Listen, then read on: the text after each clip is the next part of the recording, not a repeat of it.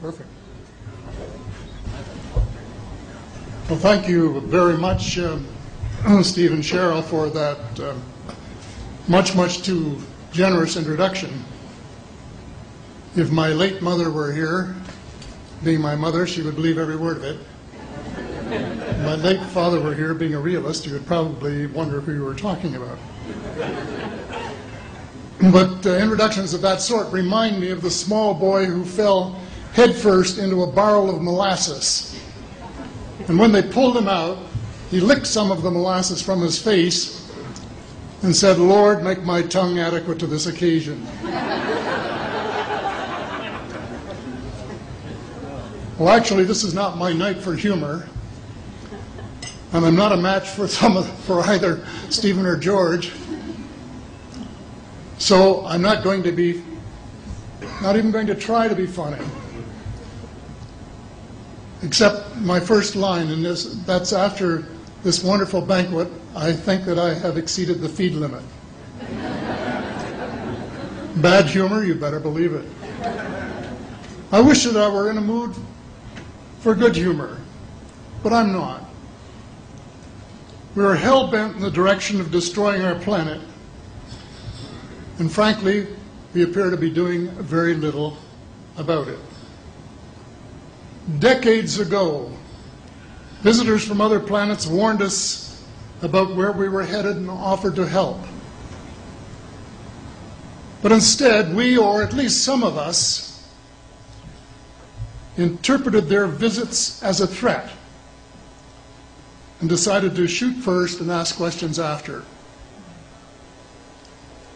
The inevitable result was that some of our planes were lost, but how many were due to retaliation and how many were as a result of our own stupidity is a moot point. Wilbert Smith, one of the first Canadians to take an active interest in the subject of UFOs, asked the visitors about the accidental destruction of our aircraft by flying into the vicinity of a flying saucer. The response, and this is Wilbur's words, "We were informed that although a few of our aircraft had come to an unfortunate end by what they considered the colossal stupidity of our pilots, they were now taking corrective measures to avoid our aircraft.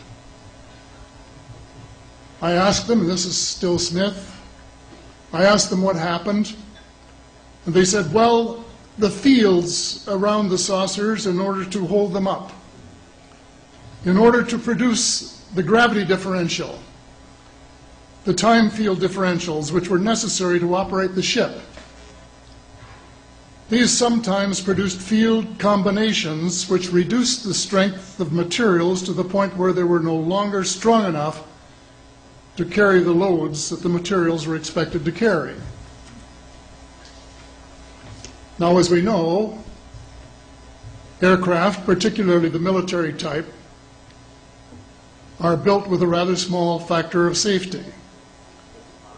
And in these regions of reduced binding, the materials are no longer strong enough to carry the load, and the craft simply comes apart.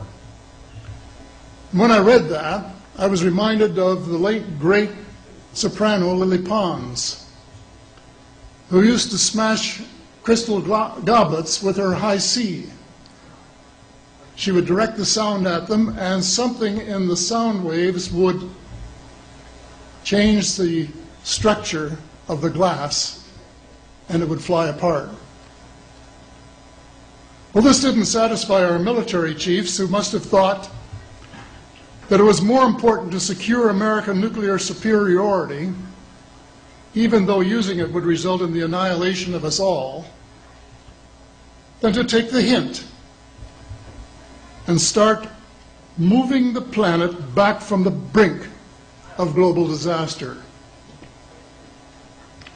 They, the military, must have been and still are so paranoid that they feel it necessary to use the visitors' technology to fight them off, rather than welcome them as partners in development, though they may have seconded a few renegades to assist them in what can best be viewed as diabolical developments. Stephen has said that talking about UFOs is passé, and that we should be talking or limiting our talk to exopolitics. Well, Stephen, I agree with you in theory, but in reality we have a problem when official U.S. policy insists that UFOs don't exist. The veil of secrecy must be lifted, and it has to be lifted now, before it's too late.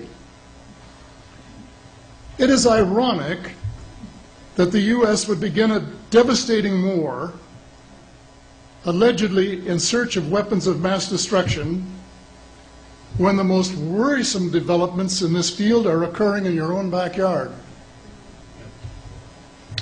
It is ironic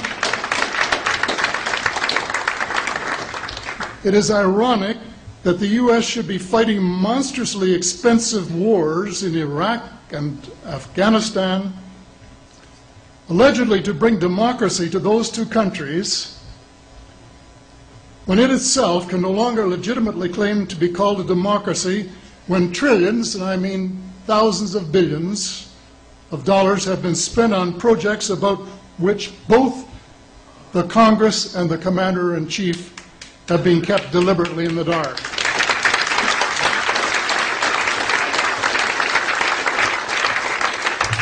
How much has been accomplished in 60 years of feverish activity by some of the most educated minds in the United States?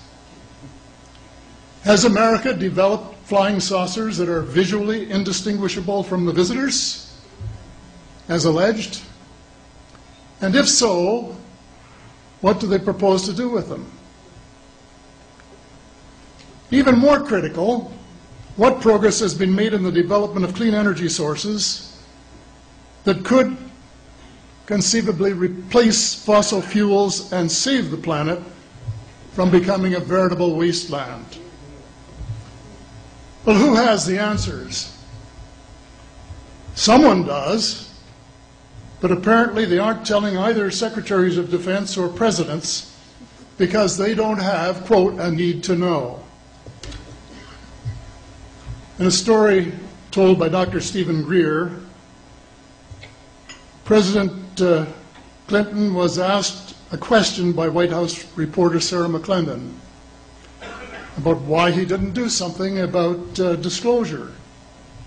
And Clinton replied, "Sarah, there's a government inside the government, and I don't control it." Excuse me, doesn't the Commander-in-Chief and the person who allegedly has their finger on the nuclear trigger have a right to know what his subordinates are doing? The people of the United States who have paid the bills have the right to know.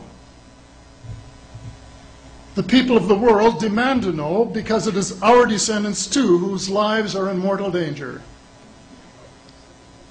It is time for the people of the United States to launch a new war against the evil of lies, deceit, and darkness, and go all out to win the victory of truth and transparency and light. Thank you.